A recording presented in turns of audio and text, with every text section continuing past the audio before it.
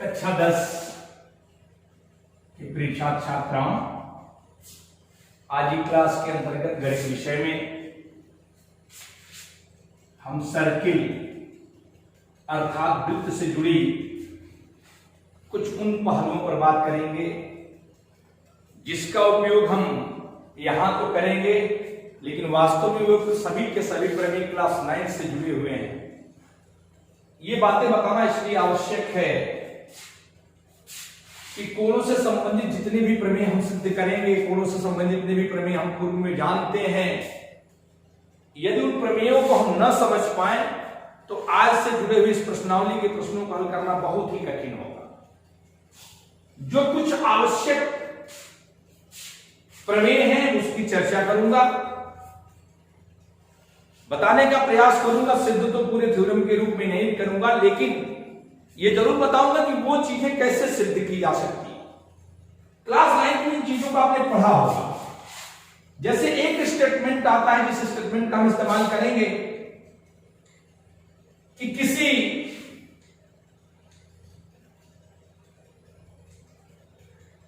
वृत्त के किसी चाप द्वारा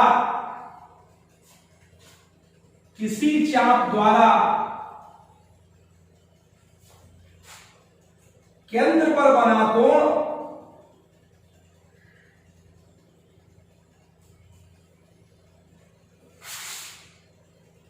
परिधि पर बने कोण का दूना होता है। परिधि पर बने कोण का दूना होता है। इसका उपयोग हम वृत्त की स्पर्शी से जुड़े हुए प्रश्नावली में करेंगे। तो जो वास्तव में परिधि पर बना हुआ कोण है, केंद्र पर बना हुआ कोण कैसे दूना होता है, गौर करिए। उसको सिद्ध करने की भी तरकीब आपको बता रहा हूं। यदि यह वृत्त है जिसका केंद्र O है, चाप AB है, इस AB के द्वारा केंद्र पर बनने वाला कोण परिधि पर बने कोण का दूना होता है। यह जो मुख्य बात हम कहने जा रहे हैं कि अर्थात ये कोण यदि 60 है तो ये 120 होगा, ये 30 है तो ये 60 होगा, ये 40 है तो ये 80 होगा, ये 50 है तो 100 होगा, ये 200 है तो ये 100 होगा, ये 90 है तो ये 45 होगा। आखिर ये कैसे, और इससे जुड़े हुए एकाध इसके उप प्रमेयों को भी चर्चा उस समय में करूंगा, लेकिन पहले इसे आप सिद्ध करिए कि ये कैसे हो रहा है। बहुत आसान इसके सिद्ध करने का तरीका है। यहां से हम O को मिलाए, इसको सीखिए, इसको मिलाए, अर्थात ये हमने आगे एक तरह से दिखाना क्या था, दिखाना इसका मतलब था कि AOB angle AOB this equal to 2 into angle ACB।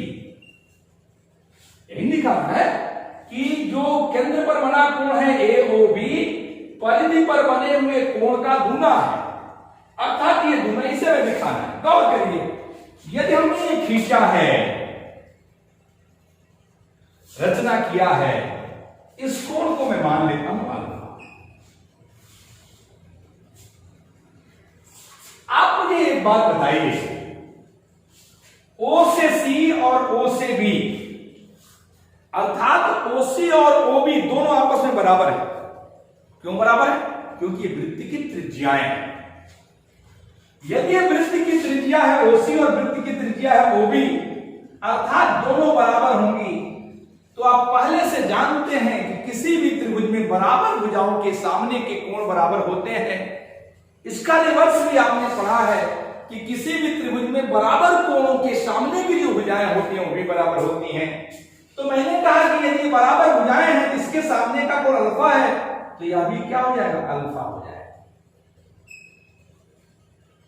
और एक दूसरा प्रमेय जो मैं आपसे कहने जा रहा हूं, किसी त्रिभुज के बहिष्कोण का मान सदूर अंतःकोणों के योग के बराबर होता है। किसी त्रिभुज के बहिष्कोण का मान सदूर अंतःकोणों के योग के बराबर होता है, अर्थात जो बहिष्कोण है इन दोनों कोणों के योग के बराबर होना चाहिए। अर्थात यदि ये कोण अल्फा है, ये कोण अल्फा है, इस त्रिभुज के लिए इस रेखा को हमने आगे बढ़ाया है तो यह जो कोण होगा वो बहिष्कोण होगा, इन दोनों कोणों के योग के बराबर होगा, अर्थात दिस विल बी 2 अल्फा। ठीक इसी प्रकार से यदि यह हम बीटा माने ये बीटा होगा और दिस विल बी 2 बीटा, अर्थात ये पूरा कोण कितना हो गया 2 अल्फा धन बीटा, ये कोण कितना हो गया अल्फा धन बीटा। इससे बात स्पष्ट हो गई कि यह जो अल्फा धन बीटा है इसका यह कोण इसका दूना होगा। 40 है 80 होगा, 30 है 60 होगा, ये 70 है ये 35 होगा।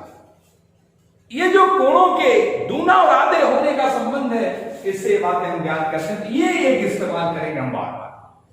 दूसरी बात इसी से जुड़ी हुई कह दो, अर्धवृत्त में बना कोण समकोण होता है। दूसरा स्टेटमेंट, अर्धवृत्त में बना कोण समकोण होता है।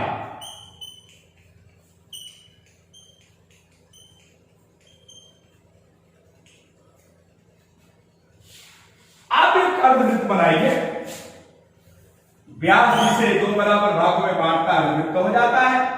या यदि O है या व्यास बांट रहा है तो इसके द्वारा यहां बनने वाला जो कोण है वह 180 है। इस चाप के द्वारा, जिसे अर्ध चाप कह सकते हैं, अर्धवृत्त चाप कह सकते हैं, इसके द्वारा केंद्र पर बनने वाला कोण 180 क्यों है? क्योंकि एक रेखा के एक ही ओर बनने वाले कोणों को हम 180 अंश कहते हैं, इसे रैखिक कोण के नाम से जानते हैं। तो यहां यदि कोण बनेगा इस चाप के द्वारा तो इसका आधा होगा, अर्थात 180/2 होगा, अर्थात कितने अंश का होगा 90 अंश का होगा। अर्थात आप इस बात को कह सकते हैं कि किसी भी अर्धवृत्त में जो कोण बनता है वो 90 अंश का होता है, ऊपर ही नहीं यहां भी बनाइए तो 90 अंश के बराबर ही होगा। और तीसरा एक बात कर दूं, एक ही वृत्त खंड में या एक ही चाप के द्वारा, एक ही चाप के द्वारा एक वृत्त खंड में, एक ही वृत्त खंड में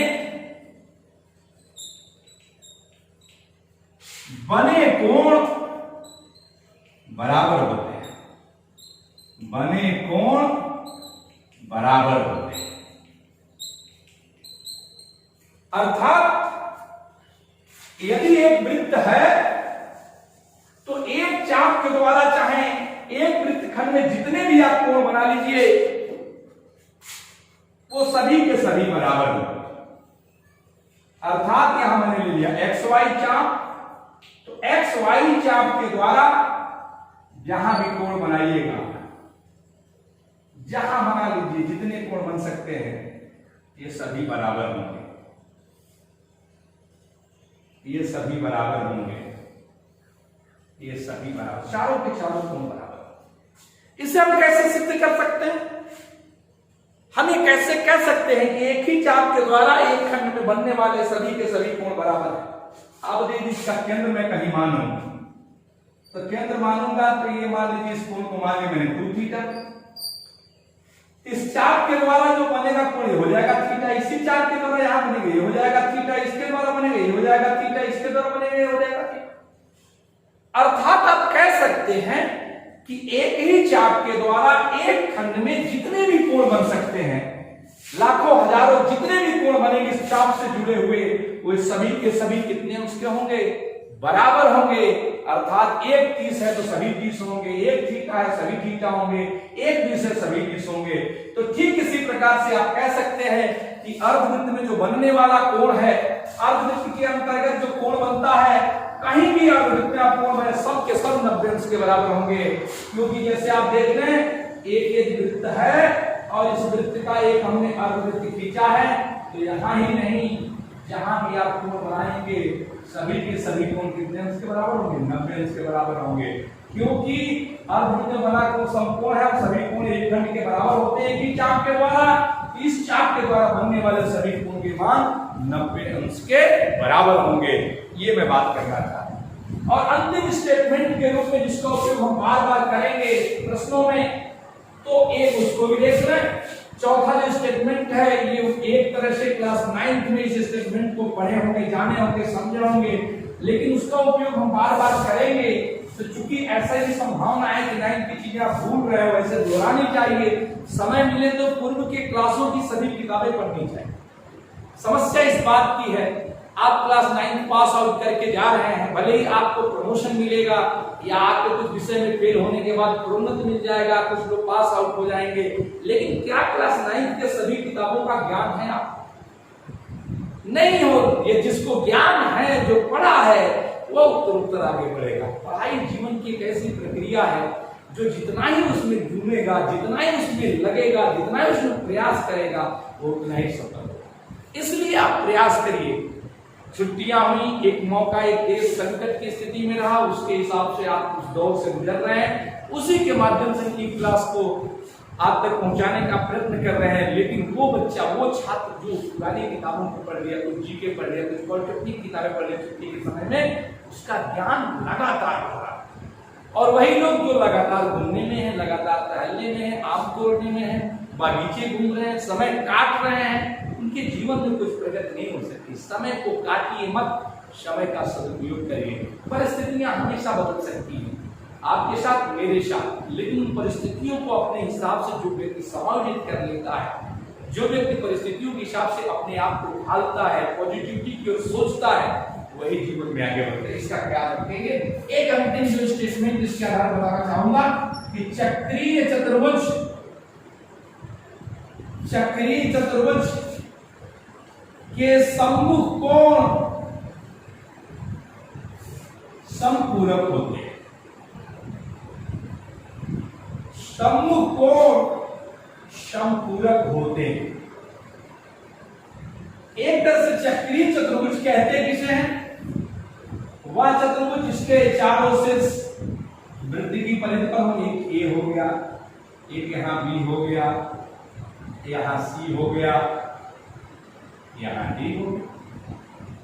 मिला दीजिए ए बी सी और बी, एक चक्रीय चतुर्भुज।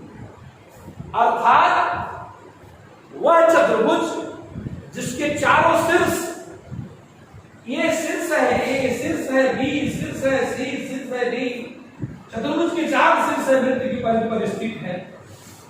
तो ये चक्रीय चतुर्भुज है। चक्रीय चतुर्भुज की खासियत है कि सम्मुख कोण समपूरक होते हैं, अर्थात इन दोनों कोणों का योगफल 180 अंश होता है।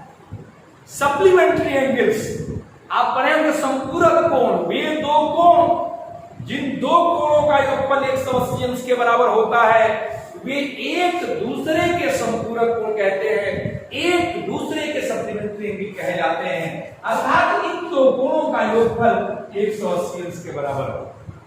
बहुत सिंपल सी बात है। जब इसका हो जाएगा, इनका देखो कि चतुर्भुज के चारों का कोणों का 360 अंश होता है। थोड़ा गौर कीजिए, तो इसको बता दे। तो आपने एक चाप लिया AC, इसके द्वारा जो केंद्र पर कोण बना है,